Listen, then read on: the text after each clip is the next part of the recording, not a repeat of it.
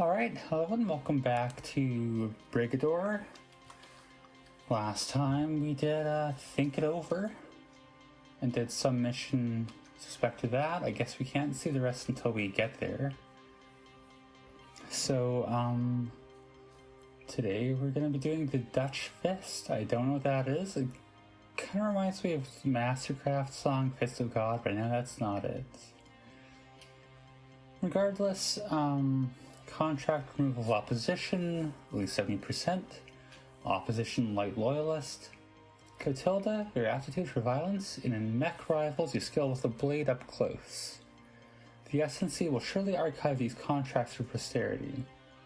Please continue your removal of loyalist forces into the next sector of Letterard. Can't wait to unlock her lore to learn why her eyes are bleeding and all that, but for the moment, I guess we'll just try to do this. So far, I've not proven to be particularly technically adept at this game, but oh, okay. That's fun. I think the camera is very intelligently programmed so far. In spite of everything. Okay, so we can crouch and fire way down. Is that different than if we're not crouching? I don't know. I'm not seeing a difference.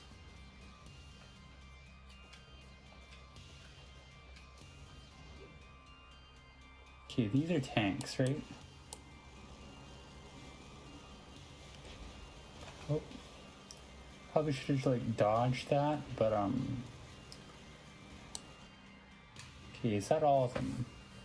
So I don't yet fully understand what the advantage of crouching there is. I don't know what these pickups do either, but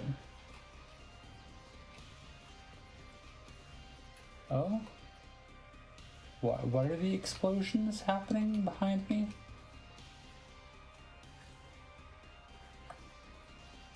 How do I flank a group of enemies by myself? Also, where are the enemies?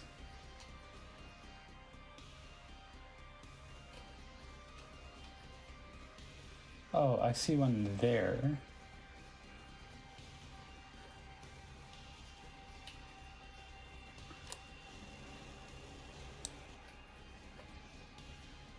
Oh, there's the group of enemies.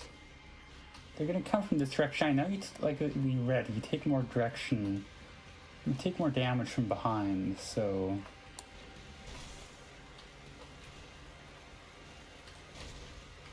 being said, my steering is not particularly leaves plenty to be desired.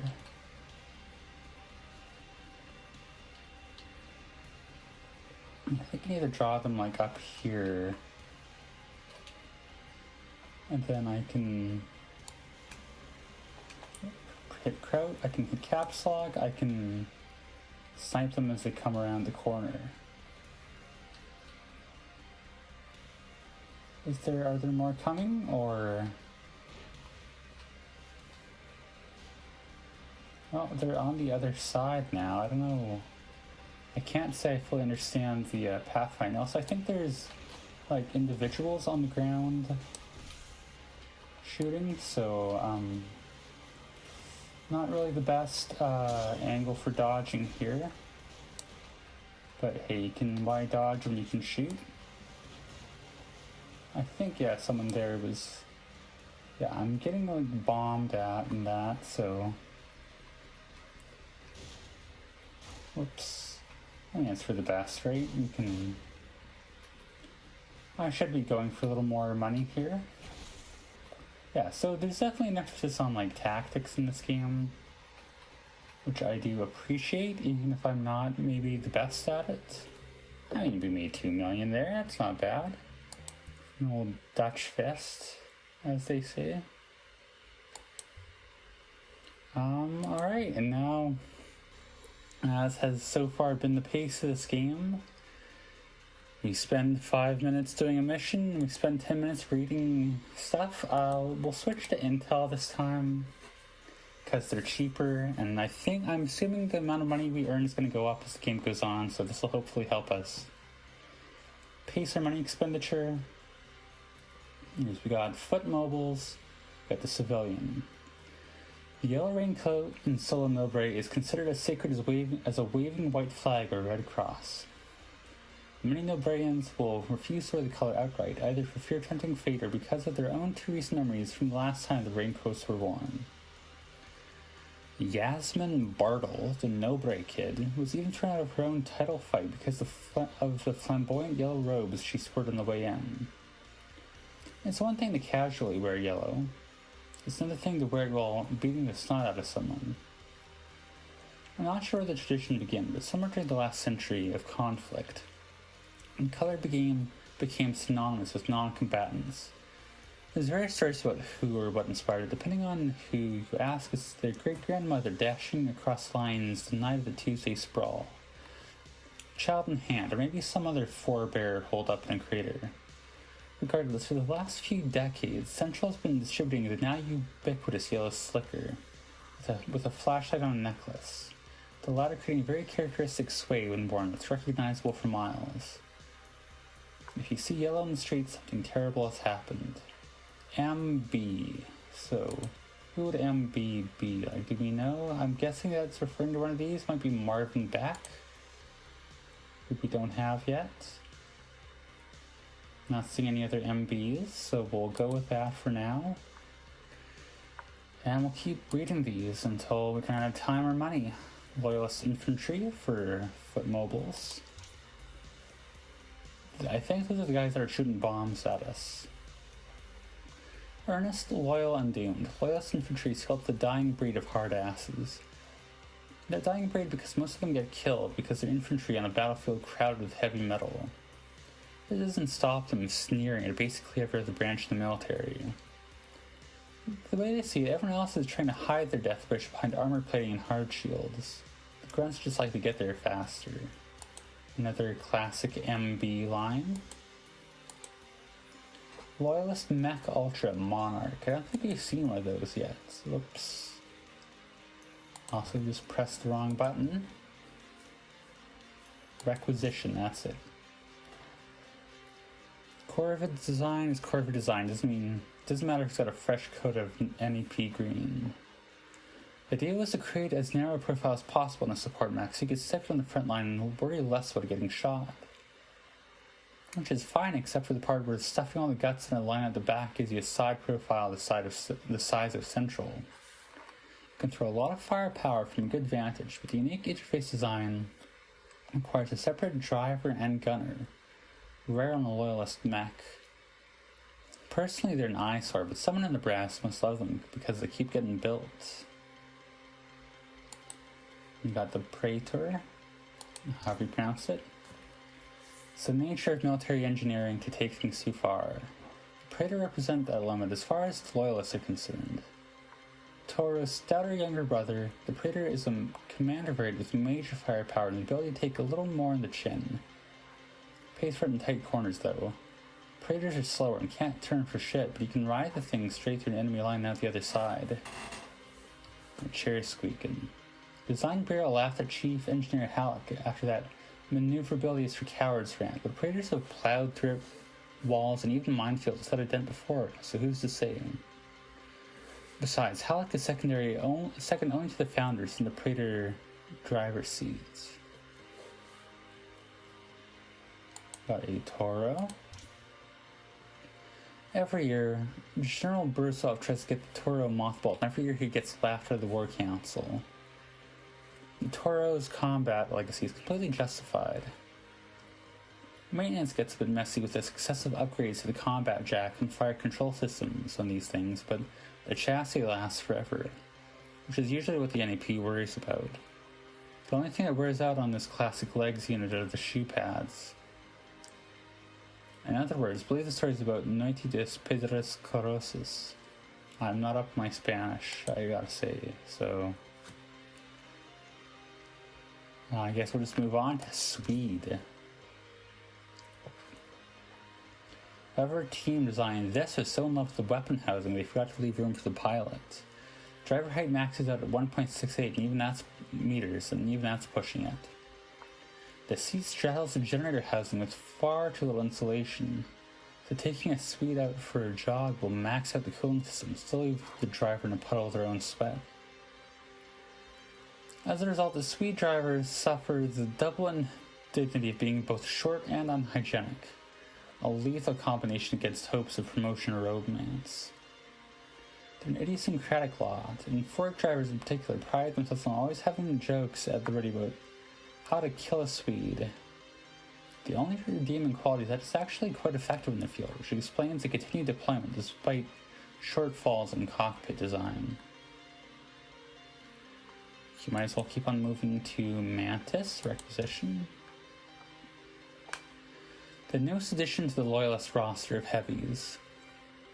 The Mantis straddles the gap between light and heavy chassis.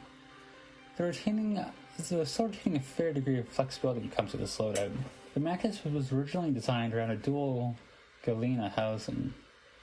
The lighter mounts, plus the combined knowledge from prior mech designs, drops the upper chassis tonnage nearly half that of the Praetor, despite using the same power plant. Can't quite keep the pace with a Fork or Sparrow, but the higher foot speed means recon spears can actually roll in with heavy support that can take a beating. Mantis drivers tend to be lightning rods both on and off the battlefield. That's why they're always seen cozy with Fork drivers off duty. So I guess, yeah, these are the heavy mech. I didn't read that before. These are the Ultra Mechs. We got the Ford Heavy Mechs. We haven't seen any of these yet, but I mean, it's a logical way to order it. We've only really seen the tanks, I think, and the foot mobile. But, let's keep going. We got money, we got time. First Loyalist light mech, the Buckmaster. A pure killing machine. Nearly as heavily armed as a Toro, but much lower profile, built for speed and stealth. Not the most expensive development program, but one of the longest running. Ruthless in elimination of redundancies and aggressively streamlined systems, which is rare in a Loyalist design. Drivers love them. The responsiveness is what you'd expect from a light mech, but it's so much more than a fork. Recon battalions can't get enough of them. They pay the price on maintenance though, since it's about as heavy of a stress as you can feasibly put on a fork chassis without going full Corvette on it. We haven't really learned what Corvettes are. I guess we're going to learn that later there, but we got to read these in some order, right? We'll keep going to the Sparrow. That's a weird looking thing. The Sparrow has barely enough armor to be called a mech, but then it's not usually deployed in typical fashion. Stripping all but the front armor from the chassis allows it to pack some decent artillery and a plentiful magazine while retaining excellent mobility. Sparrow teams are unmatched in how quickly they get in, launch ordnance, and move on. Skill drivers are even able to hop obstacles, just don't tell the engineers they're doing that. Where Sparrow's drivers are the real cowboys is when, en route to position, they break through contested lines rather than going around. It's a proud tradition among the drivers to travel as the Sparrow flies. You can tell seasoned drivers with the odd ski crouch they do when under fire. Even happy at parties when a loud noise goes off. Alright, nice little PTSD joke there. Let's move on to Marlowe. Where the Buckmaster is built around the Zeus, the Marlowe is built around the Galena. Once NAP Brass got over the whole uproar about the Galena and realized it's the best thing the design bureau has produced since the blockade, they ordered 2 mechs to be built entirely around it. The heavy variant became the Mantis, light variant is the Marlowe. It doesn't have the flexibility of the Fork, but it keeps most of its speed, at least on a straightaway. Packs a punch without killing your mechanics with maintenance either, unlike with the Buckmasters. Finally, we've got the Fork we've heard about in the Mantis talk, I believe. Stable light mech of the NEP, built in such high numbers I've seen a few in police colors and roof lights. Significantly lighter and faster than a Toro, but also much more lightly armed by comparison. Toro drivers can't stand it and can't get their head around maneuver warfare over dealing with blunt force trauma. Great turning radius and speed, plus a wicked little stomp. Official designation is Vorburkun, but nobody's ever liked saying or writing that. Alright, I guess that'll be our required reading for the day. We've gotten through a fair bit of it, and it doesn't seem like any of it's that expensive, so hopefully we should be able to get through all the intel without too much time, and then we can start buying other things. So I'm looking forward to that. Kind of a slow pace to start. I think that's fine though. I'm happy with it. But I always say that every episode too. I need to just let it go. But anyways, we will call it here for now. And as always, thank you for watching.